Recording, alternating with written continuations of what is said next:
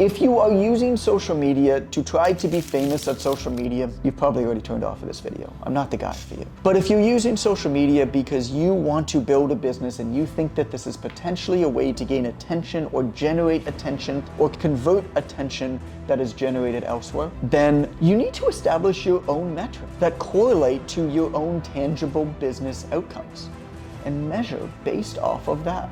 That's going to be really, really hard for your ego, but it's going to be much better for your wallet.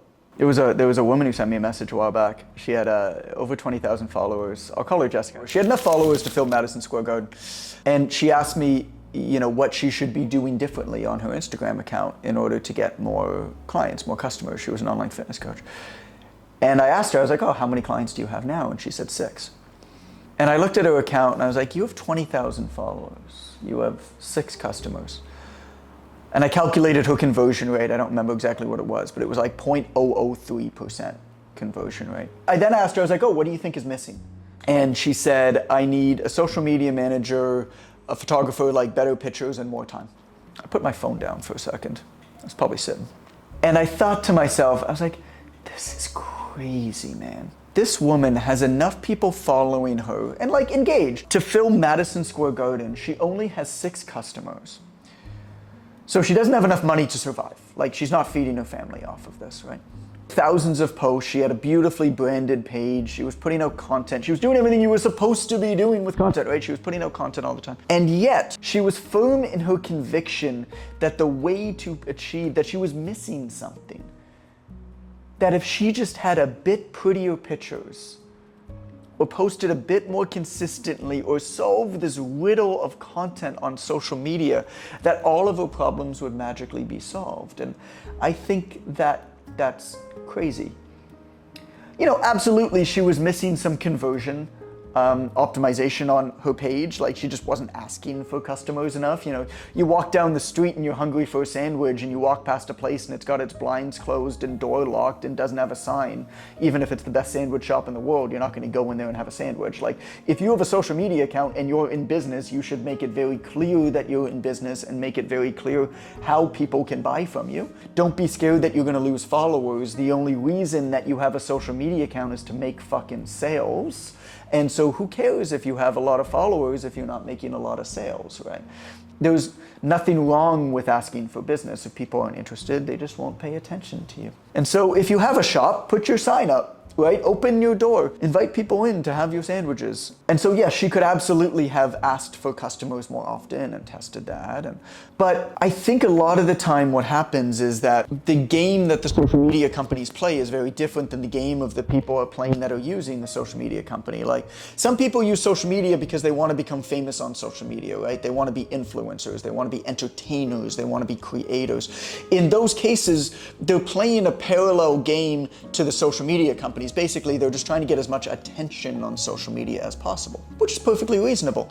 And so in that case, if you think about it, like, how does Instagram, for example, monetize Instagram? Well, they sell advertisements. And so the longer that you're on Instagram, the more time and attention that you put into Instagram, or if you're somebody who creates the content, the more content that you create on Instagram that they're not paying you for, by the way, the better served their needs are. And so the insights that they're going to give you, the engagements, the shares, the product design techniques that they're going to employ are going to encourage their game, are going to encourage their interests, which is perfectly reasonable on their end. And so if your goal aligns with their goal, like if your goal is to be seen as much on their platform as possible, to become famous on their platform, then yeah, you should pay attention to those superficial engagement metrics. But if your goal is the goal of most people who are using social media, who are using Instagram, which is, I actually don't really want to be here, or I don't really mind being here, but like, this is work, then you actually need to measure your success on that platform as work. You are working. This is time that you are investing marketing. And so how much are you being compensated? How much are you earning in return for your time invested or money invested? When you actually do that calculation, when Jessica actually did that calculation, she was working so far below the poverty line.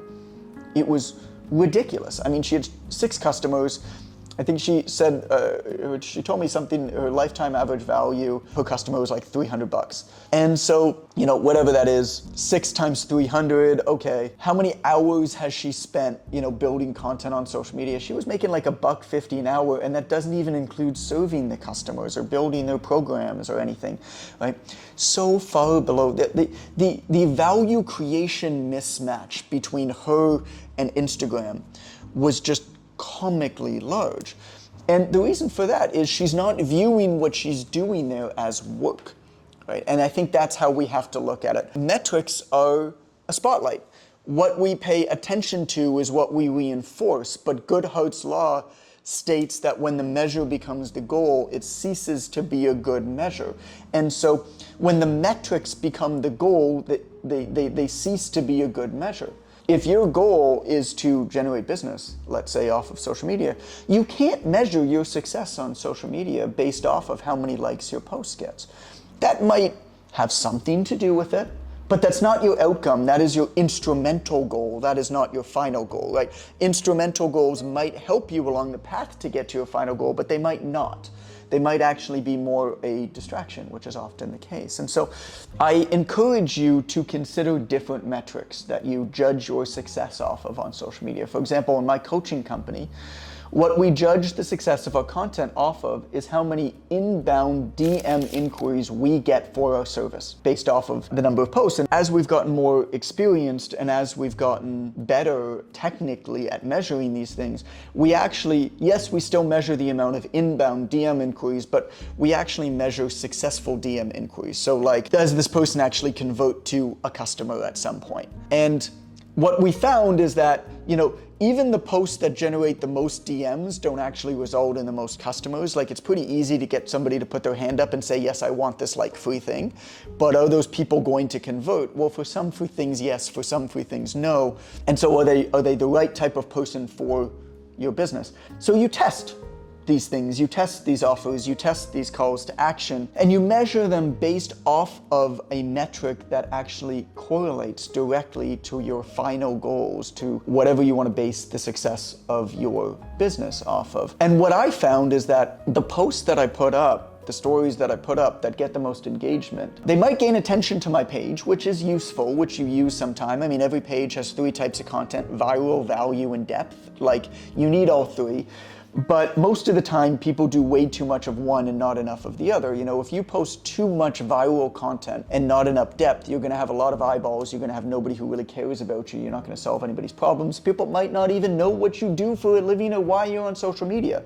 And that's why you get these pages with huge audiences that can't sell anything. If you post too much value content before you have a big audience, i.e. you do too much problem solving, right? Before you have a big audience, you're never going to have the amount of people that's problems you're going to solve or the buy-in from those people to be able to actually solve their problem. And then there's the depth part, and the depth part is like personal connection. And if you do too much like that, you're just like talking to friends. So if you do too much value, and you don't have the amount of people that you want to, on your page, or you don't have the buy-in from them, you don't have enough people to help solve their problem or the buy-in to it. And so you need all 3, absolutely. But what I found is that the types of posts that go the most viral, that have the biggest engagement, actually don't correspond to any tangible business metrics most of the time.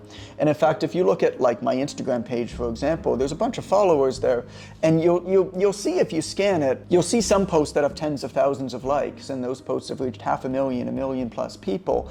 And that's cool. A lot of people are seeing my name and my stuff from a branding standpoint, from my authorship. That's useful. But what's interesting is that those actually don't correspond to any business outcomes. Then you'll see other posts of mine that have like 150 likes. And this hurts my ego personally, but what we found is that those posts are the call to action posts. They're talking about the business. They're sharing maybe other successes people have had in the business. And those are the posts that have the inbound DM inquiries. That people that are interested in my service, that are going to inquire on it, are not going to like a post and write a comment because it tickled something inside of them. What they're going to do is they're going to send a message, and they're going to say, yeah, man, I think I want to work with you, or can you tell me more about what you do?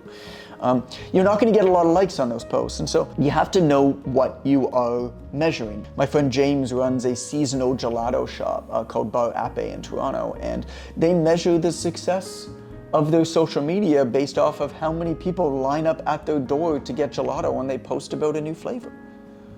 Doesn't matter about the likes, they're a local seasonal gelato shop. So what are you measuring online when you're using social media?